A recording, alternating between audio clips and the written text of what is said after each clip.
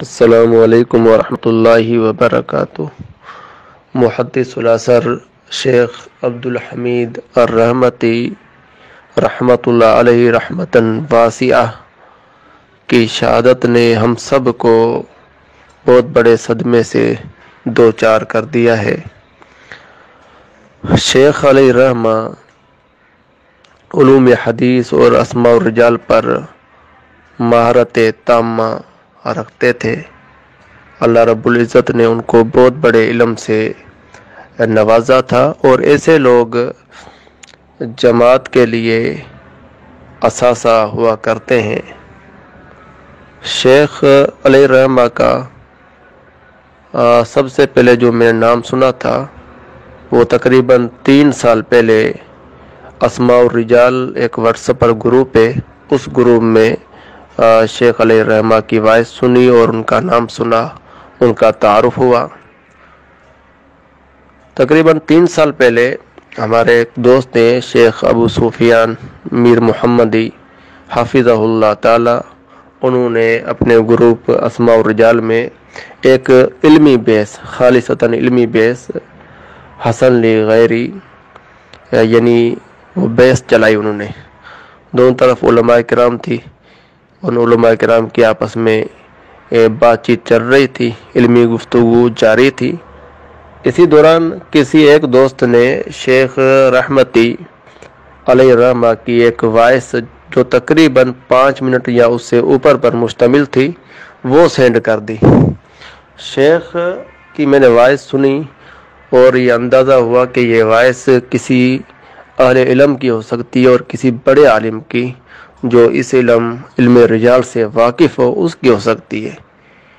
تو پھر معلوم ہوا کہ شیخ عبدالحمید الرحمتی نامی ایک عالم ہیں جو شیخ غلام اللہ رحمتی علیہ رحمہ کے فرزند ہیں۔ شیخ غلام اللہ رحمتی کا تو نام ہم نے سنا تھا، لیکن پہلی دفعہ شیخ عبدالحمید الرحمتی کا ہم نے نام سنا، اور پھر شیخ ابو سفیان حافظہ اللہ تعالیٰ نے یہ ہمارے اوپر احسان کیا کہ ان کو گروپ میں ایڈ کر دیا۔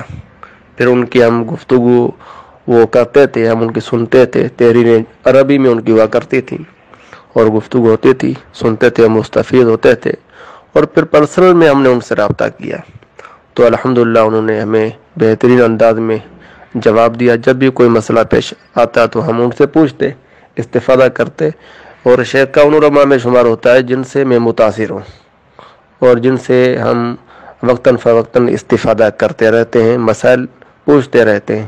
شیخ مرحوم بھی ان علماء کرام میں سے تھے۔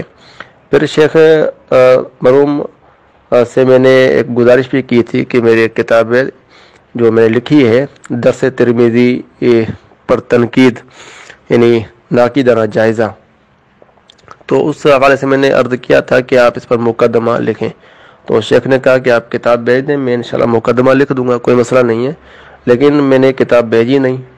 تو یہ یعنی ہمارا ایسے ہی خواب ادھورا رہ گیا۔ اسی طرح ہمارا ایک اور خواب تھا، ہمارا خواب یہ تھا کہ ہم شیخ مرحوم سے پڑھیں گے، اور میری یہ خواہش تھی کہ میں شیخ کے پاس جا کے کچھ دن پڑھوں گا، استفادہ کروں گا۔